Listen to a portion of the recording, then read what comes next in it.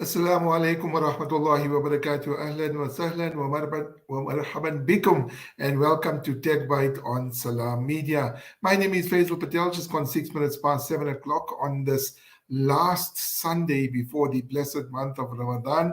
Depending on the sighting of the moon on Wednesday, inshallah, will be the first of Ramadan. That will be the first Taraweeh, possibly on Wednesday, or the first fast starting on Thursday. But again, that depends on the sighting of the moon. So this possibly will be the last tech show for the blessed month of Ramadan.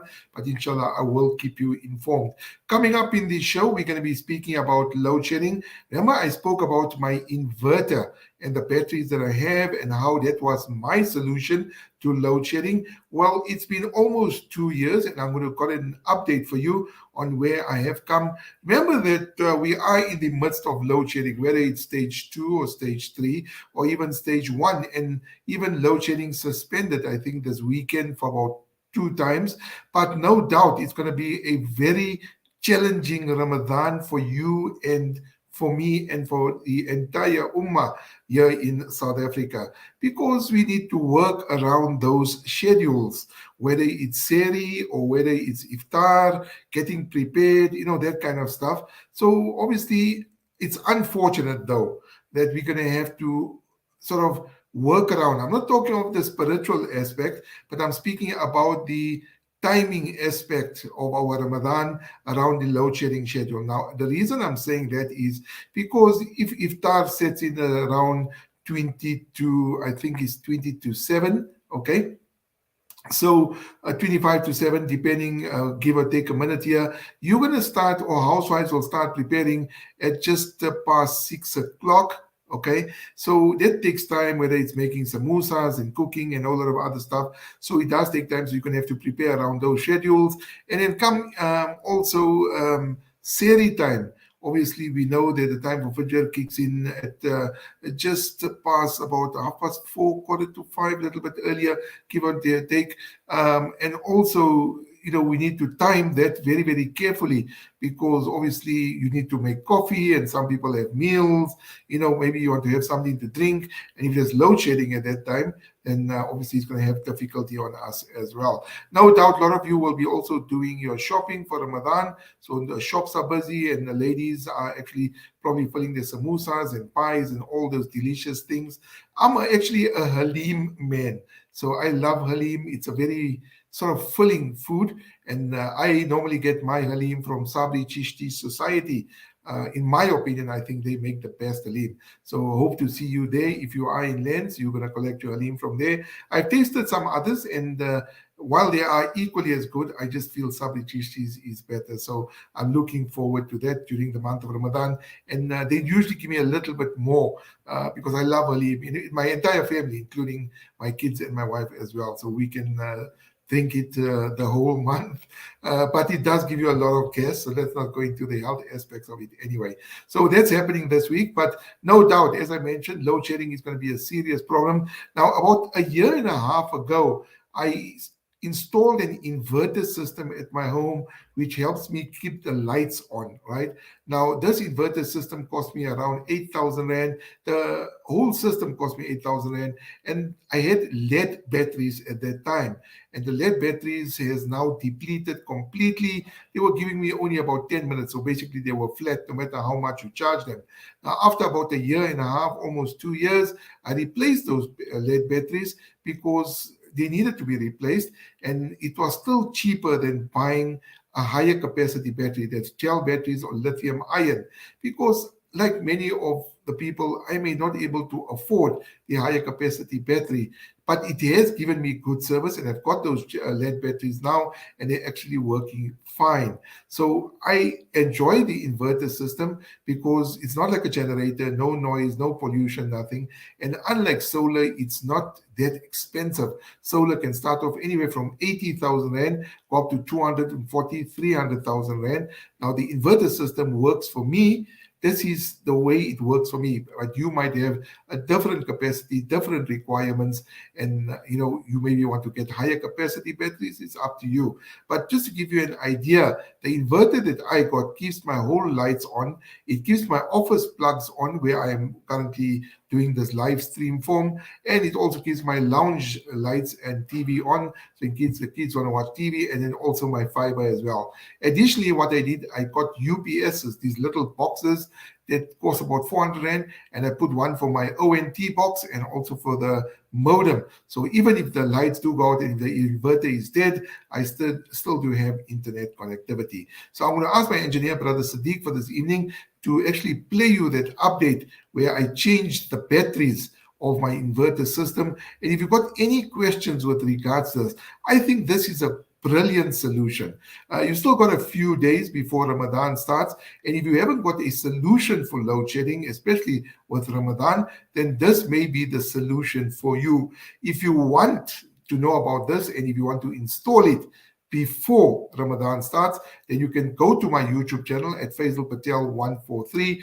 Drop me a comment in the comment section below under that YouTube video. It's called My Solution to Load Shedding Part 2. If you are interested in this, I can hook you up with a person that did install it for me, and hopefully you can install it before Ramadan starts, and you don't have to have the issue about the iftar and seri and a whole lot of other stuff. So let's get Sadiq to actually play the video so you can check how I change the batteries. Check this out.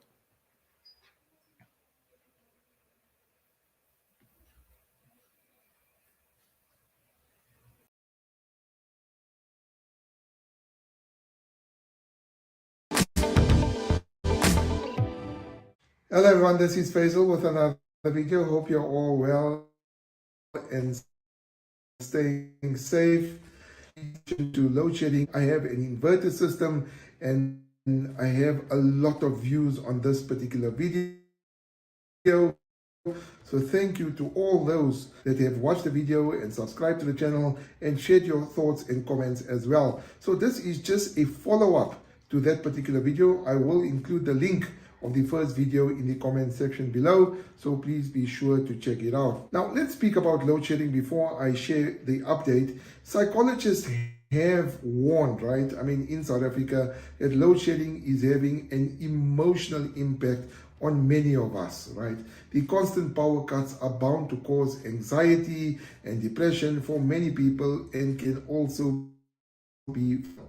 Now, let's face it, South Africa has faced power cuts at unprecedented levels, from stage 4 to stage 6, and there are even reported up to stage 8 that have affected everyday life for ordinary South Africans like you and me. Now, just to give you some perspective, last year South Africa experienced its worst year of load shedding. According to Outlier, January 2022 was the only while President Ramaphosa, his government tried to find a lasting solution to the electricity crisis, South Africans are suffering. You and I are suffering.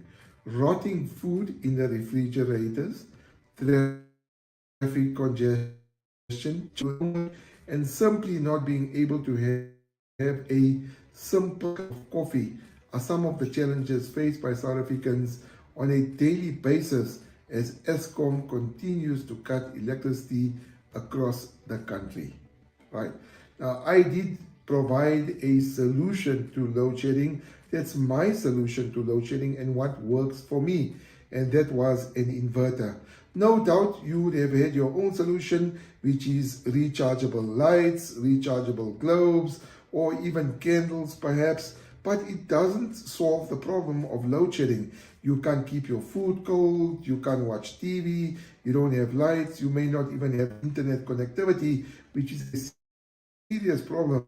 You are working from home, for those that have home industries, and especially for kids, they need to do research. So what is the solution to load shedding? And I've explained this in my previous video, right? You can get a generator, right?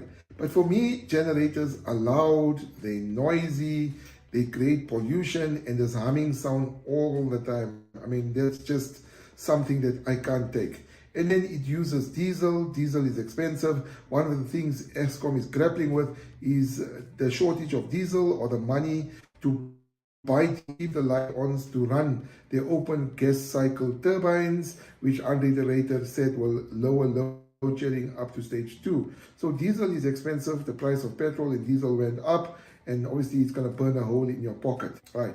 Then you can also get the solution of solar, right? Now, solar inverters are quite expensive, very, very expensive. They range anywhere from 80,000 Rand upwards up to 165, 200,000 Rand and even more. Sometimes people may not have the cash available to go for that solution, especially when you don't have enough money to even put food onto the table. Now, the inverter solution is quite simple. It is my solution. It may work for me, but it may not work for other people. But a lot of people have watched the video and said that it. Now, I mentioned at the beginning of the video that I implemented this solution about. Now, I'm not going to go through the setup of what I got because you will see it in that video, so check out that video.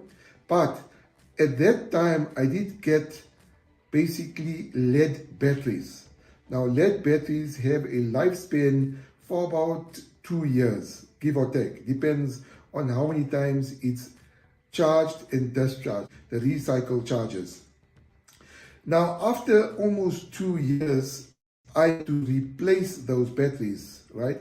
And I replaced it about a week ago with lead batteries because they seem more economical at the time. A lot of people don't have wads of cash stacked up somewhere or in their wallets or in the bank to buy more expensive batteries. I could have gone for gel batteries, but they are more expensive.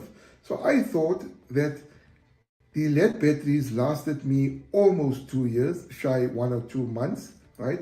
I'm going to replace those lead batteries with other lead batteries. The gel batteries will obviously last a little bit longer, but I had to fork out much more.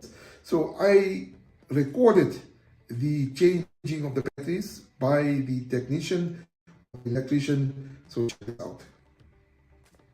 Okay, guys, so after 2 years, the inverter has finally depleted.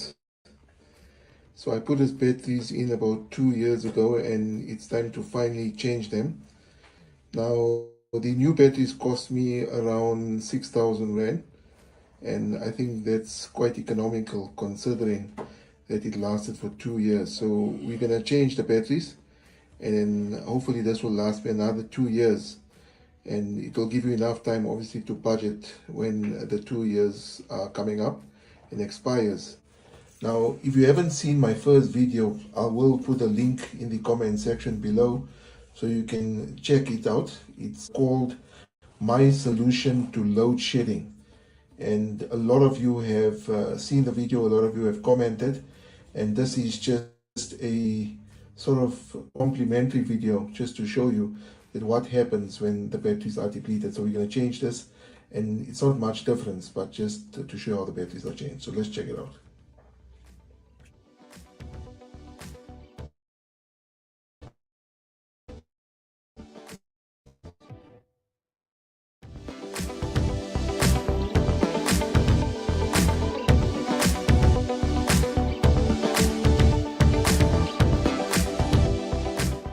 Okay, so these are my old batteries, so we're going to be changing that out now. This is in the box, you know, that comes with the inverter.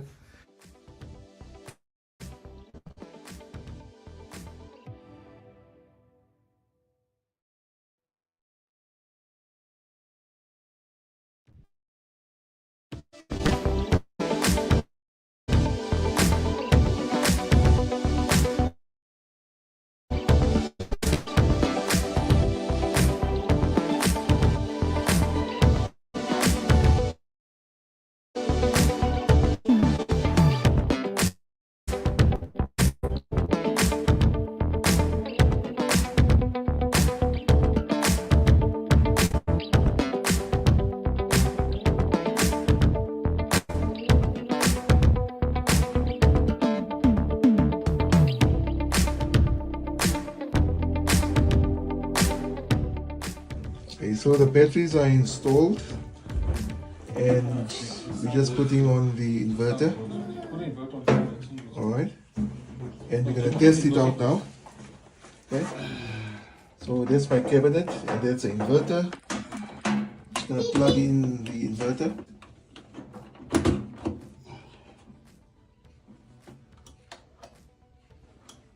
Okay, and you can see that it's powered up. The alarm is just gonna new batteries to last long, and to replace these batteries, which are lead batteries, cost me around 6,000 rand. So I think that if you are struggling financially and if you want a solution, a quick solution that's economical, then this is the way to go. If you have issues, you can drop them. We'll try to answer them to availability. Okay, guys, so that is the changing of the batteries. I also want to that times the batteries do die, especially when there's a problem with the regional power utility like City Power in our case, where even beyond load shedding we have power outages. Then what I've done is I bought UPSs, right? Two of them, one to power my ONT box and my router. So even if I don't have lights or I can't watch TV or anything else, at least my fiber is working and I can have internet connectivity, because sometimes I do work from home, the kids need to do homework, and my wife also needs to work.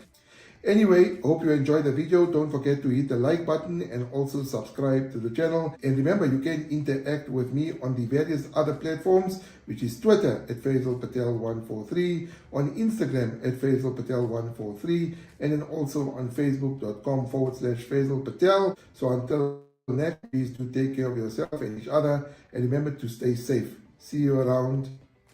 Peace.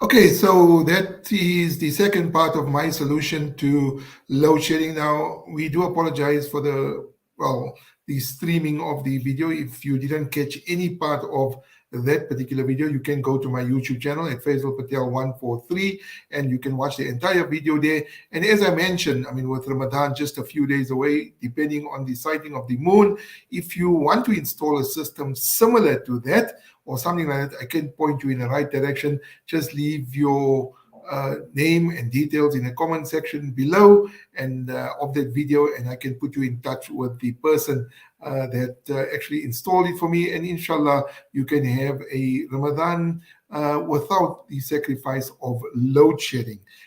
We make sacrifice with food and other stuff, but we can bypass the sacrifice of load shedding. It's a test from Allah indeed, absolutely, but obviously we need to make means to also ensure that we hold up the tenets of the blessed months of Ramadan. Anyway, moving on, we just got about 6 minutes left before we conclude the program. One of the other big stories that's been making headlines in the past week is with regards to Samsung's moon images. Now, I'm going to go through it quickly. If you haven't seen that particular story, you can go to the Citizen's website, citizen.co.za. So tech giant Samsung has explained the techniques used by its phones to rather photograph the moon. Now, this comes after a Reddit user, iBreak Photos, simply snapped a photo of the artificially blurred image of the moon using a Samsung phone, and that image was then enhanced.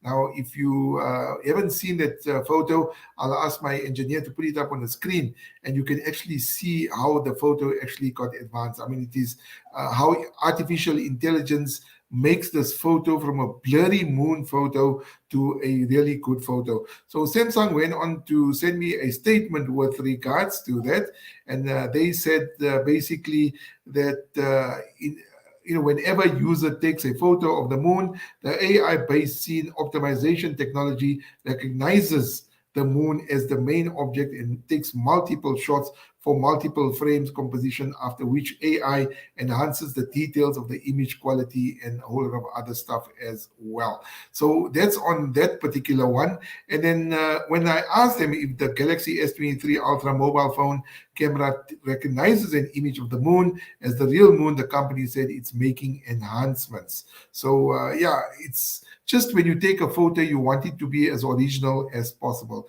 So check out its story on thecitizen.co.za.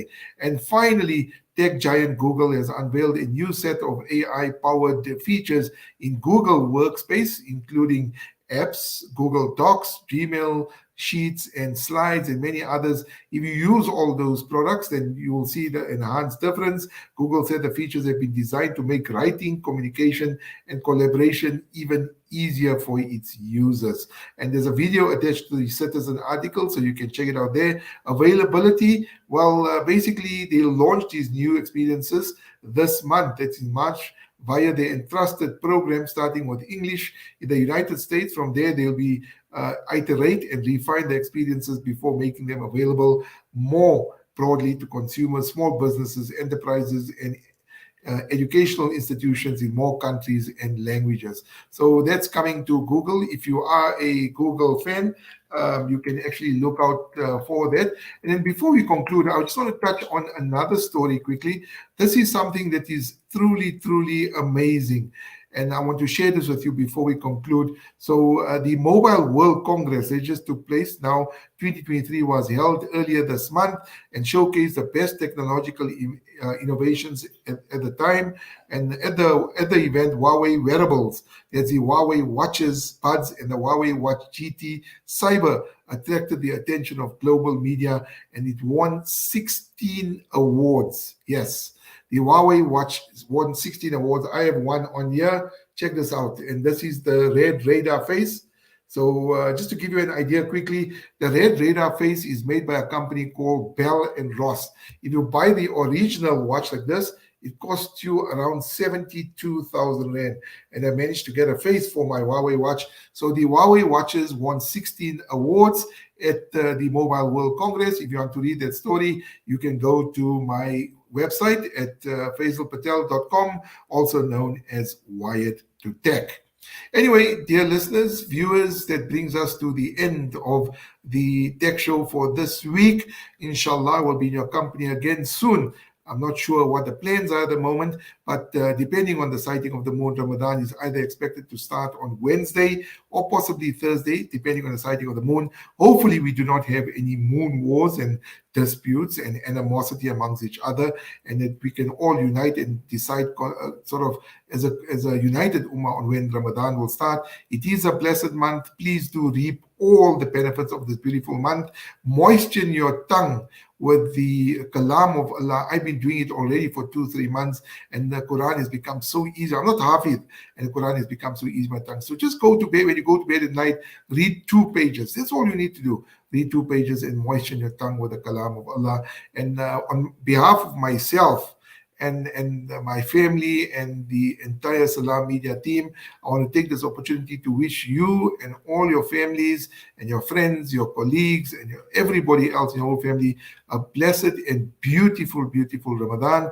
May Allah subhanahu wa ta'ala accept your efforts. May Allah subhanahu wa ta'ala accept all your sacrifices and make the Ramadan a blessed and beautiful one for you. Please do remember the Ummah in your du'as, remember Salam Media in your du'as, and remember my family in your du'as as well. There are so many people that are going through difficulty. Turkey with the earthquake, Somalia, Palestine, Malawi, so many others. Malawi was hit by floods now recently with cyclone, Jerry as well. So please do remember them in your du'as as well. Remember that Shaitan is locked up during this month. So let us reap and take advantage of this while, the evil one stays behind bars. So from myself, Faizel Patel, and my engineer for this evening, Brother Sadiq, we wish you well. And please do remember us in du'as. Fi amanillah. Assalamu alaikum wa rahmatullahi.